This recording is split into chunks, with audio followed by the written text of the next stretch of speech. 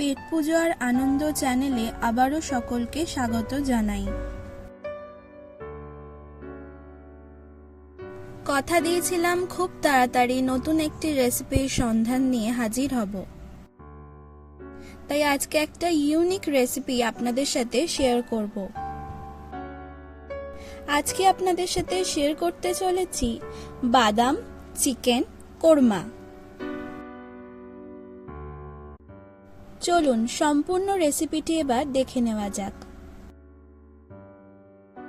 700 গ্রাম with বোন chicken এখানে নিয়ে নিয়েছি আর এটাকে ভালো করে ধুয়ে নিয়েছি।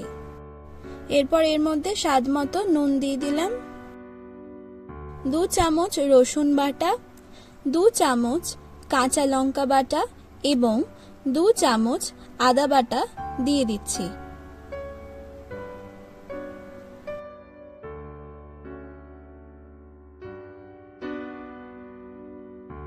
এরপর ভালো করে মাংসের সাথে মাখিয়ে নিচ্ছি।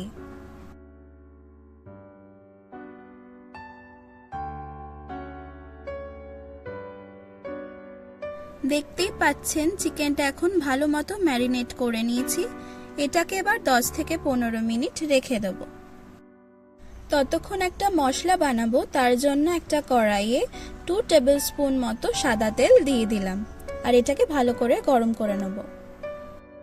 তেলটা গরম হয়ে গেলে এর মধ্যে একটা তেজপাতা, কিছু গোটা গরম মশলা যেমন এলাচ, লবঙ্গ, দারচিনি দিয়ে দিলাম আর কিছু গোটা গোলমরিচ দিয়ে দিলাম। এরপর এর মধ্যে 2টো মাঝারি সাইজের পেঁয়াজ কুচি ধীরে ধীরে দিয়ে দিচ্ছি।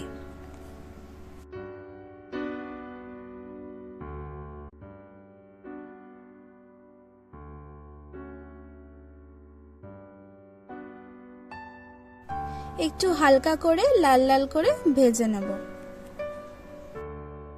খুব বেশি ভাজার দরকার নেই। দেখতেই পাচ্ছেন ভাজা হয়ে গেছে। এবার এটাকে একটু ঠান্ডা করে নিয়েছি। এবার একটা মিক্সার গ্রাইন্ডারে এই ভাজা পেঁয়াজগুলো দিয়ে দিচ্ছি।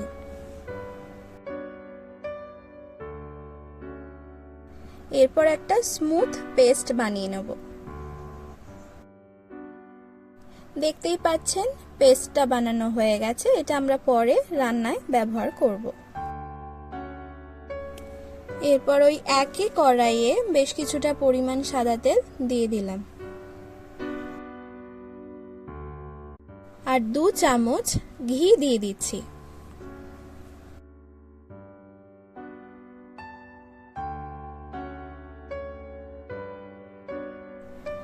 এরপর ম্যারিনেট করে রাখা চিকেনের পিসগুলো একে একে দিয়ে দিচ্ছি।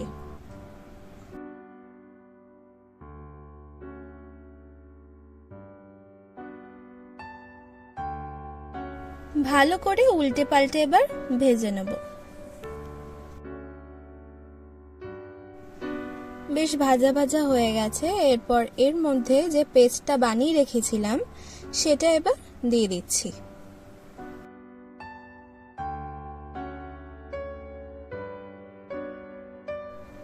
এরপর ভালো করে একটু কষিয়ে নিচ্ছি।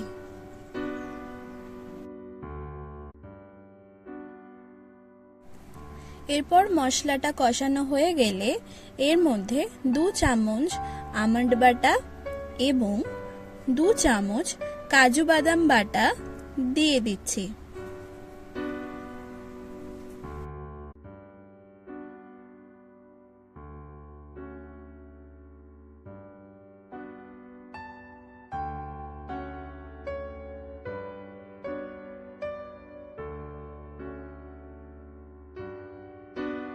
এরপর আবারও একটু নাড়িয়ে চাড়িয়ে নিচ্ছি। 100 গ্রাম মতো ফ্যাটানো টক দই দিয়ে দিলাম।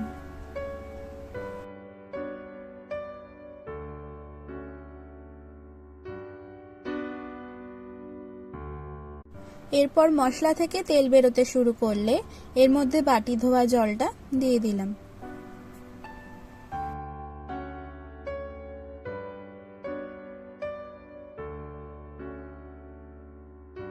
আমাদের রান্নাটা অলমোস্ট হয়েই এসেছে।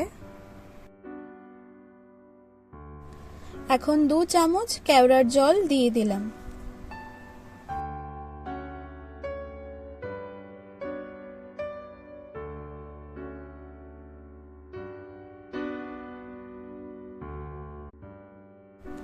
আমাদের রান্নাটা এখন সম্পূর্ণ তৈরি। এটাকে এবার পরিবেশন করে নেব। বাদাম চিকেন কোরমা এখন সম্পূর্ণ রেডি অ্যান্ড সার্ভড। এই রান্নাটা আপনারা রুটি, পরোটা অথবা নানের সাথে ট্রাই করে দেখতে পারেন, খুব ভালো লাগবে। রেসিপিটি আপনাদের কেমন লাগলো তা আমাকে কমেন্ট করে জানাবেন। আর যদি ভালো লেগে থাকে তাহলে একটা লাইক করে দেবেন এবং প্রিয়জনদের সাথে শেয়ার করে দেবেন। আর চ্যানেলে নতুন হয়ে থাকলে চ্যানেলটি কিন্তু সাবস্ক্রাইব করতে একদম ভুলবেন না। তাহলে আজকে এখানেই বিদায়। সবাই সুস্থ থাকবেন এবং ভালো থাকবেন। ধন্যবাদ।